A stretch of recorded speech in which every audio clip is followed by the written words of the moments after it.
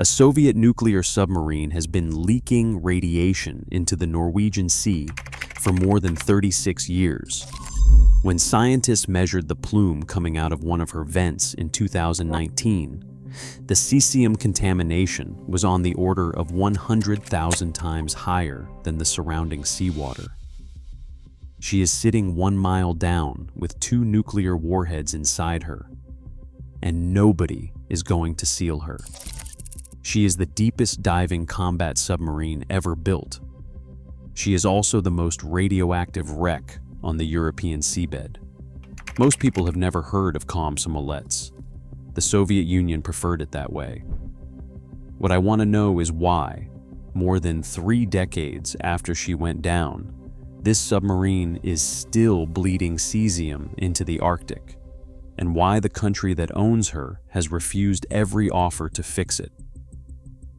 The answers were stranger than I expected, and I had to check the leak numbers 3 times because the multipliers sounded made up. They are not. The Komsomolets was laid down at the Submarine shipyard in Severodvinsk in 1978. She was commissioned in 1983. Her formal designation was Project 685 Plavnik. NATO called her the Mike class. She was the only submarine of her class ever built. The Soviets had no plans to build a second one. She was an experiment, a proof of concept, and what they were trying to prove was that they could build a submarine no Western Navy could touch. The way they tried to prove it was with her hull. Soviet engineers built the Komsomolets out of a titanium alloy that was at the time the most advanced submarine pressure hull material on Earth. It made her lighter, stronger, and capable of diving deeper than any combat submarine ever launched. In August of 1985, she set the world record dive for a combat submarine to 1,027 meters. American submarines of the same era could not survive below half that depth. She was approximately 388 feet long. Her submerged displacement was around 8,500 tons.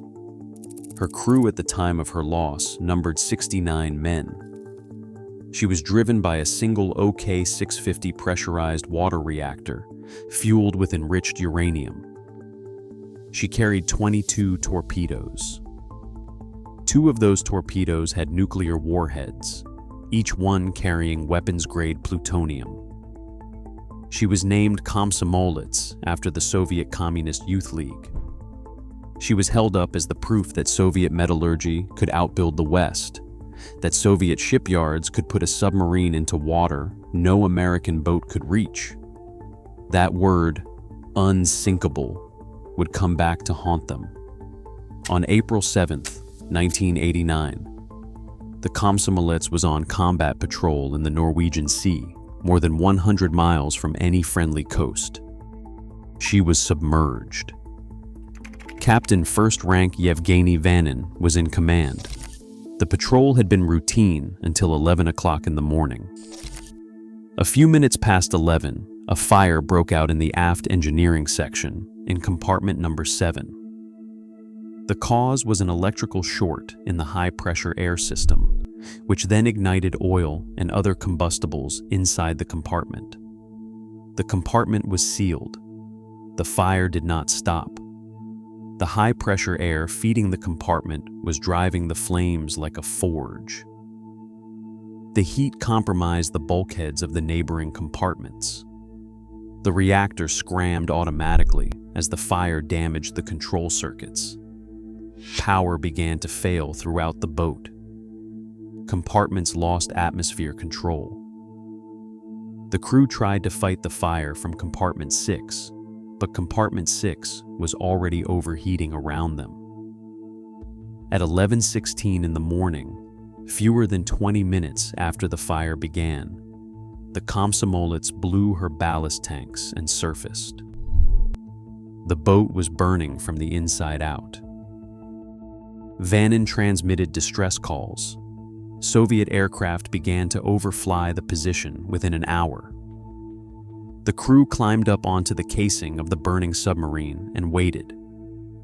Here is the part I went back and checked, because the timeline did not seem possible.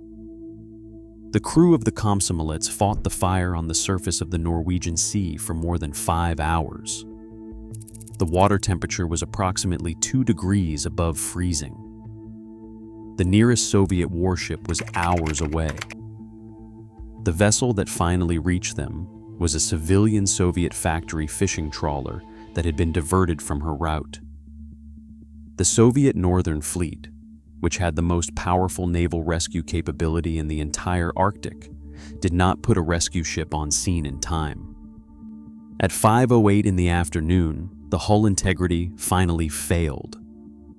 The Komsomolets rolled and went down in seconds. Many of the crew were thrown into the freezing water. Captain Vanen and 4 other officers were inside the submarine's emergency rescue capsule when the boat sank.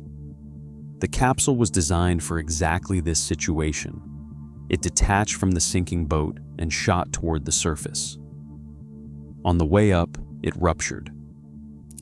Of the 5 men inside the capsule, only 1 survived.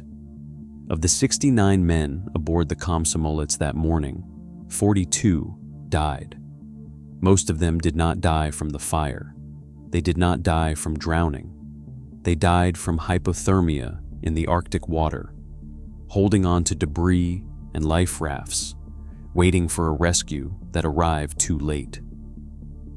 The Komsomolets settled on the seabed at approximately 1,680 meters down, with her reactor, her torpedoes, and her 2 nuclear warheads still inside her hull. Today, more than 36 years later, the Komsomolets lies on the floor of the Norwegian Sea, and she is still leaking. If you watch the USS Scorpion video on this channel, you know what the Americans did when they lost their nuclear submarine. They classified the file, and they have not released the photographs in 40 years. The Soviets did things differently. They told the world almost nothing for years, and then they allowed foreign scientists to film what was coming out of the hull. The first concrete reason nobody has stopped the leak is what is inside the wreck. The Komsomolets contains 1 nuclear reactor, with its uranium fuel still inside the core. She also contains 2 nuclear-tipped torpedoes. Each warhead contains a quantity of weapons-grade plutonium.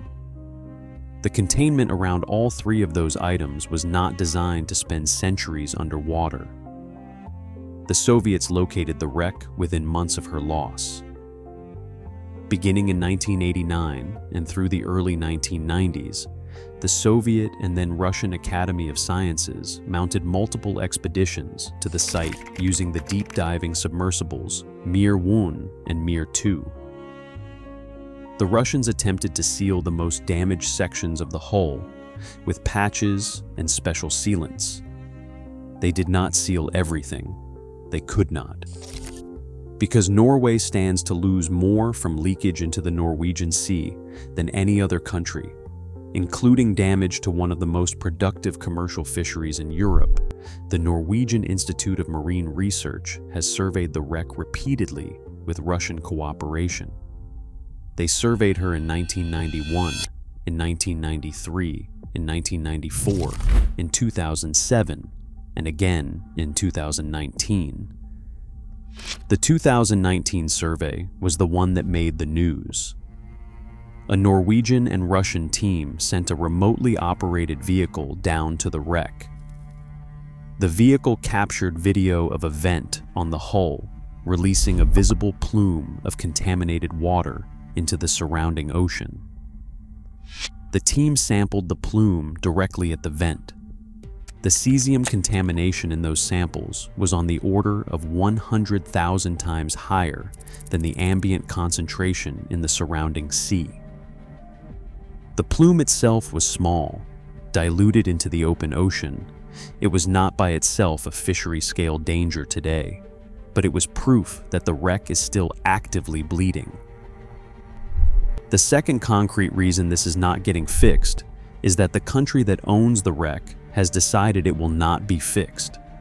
Multiple international proposals over 3 decades have suggested raising the Komsomolets or encasing her on the seabed in a containment structure.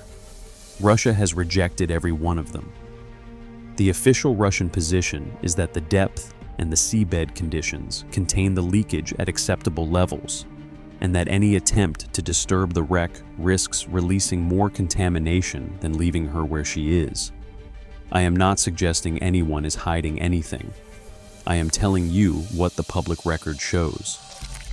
The Komsomolets is a Russian Federation war grave under exclusive Russian military jurisdiction. No other government can act on her without Russian consent, and that consent has not been given. The titanium hull is corroding. The warhead containment is corroding. Norwegian and Russian researchers expect the leakage to continue, and most likely to slowly increase for centuries. She was the deepest diving combat submarine ever built. She held a world record her own country never publicly admitted she set. She carried 2 nuclear warheads to a depth no rescue ship could reach, and then she caught fire on a routine patrol, and her own navy could not get to her in time. She is 1 mile down on the floor of the Arctic. Her reactor is still inside her. Her warheads are still inside her, and one of her vents is bleeding. Nobody is sealing her. Nobody is raising her. The ocean will do whatever the ocean does, for as long as it takes. Now, if you enjoyed this video and want to see more like it, please let me know in the comments, and I will make more of these for more ships. Be sure to subscribe so you do not miss those, and I will see you next time.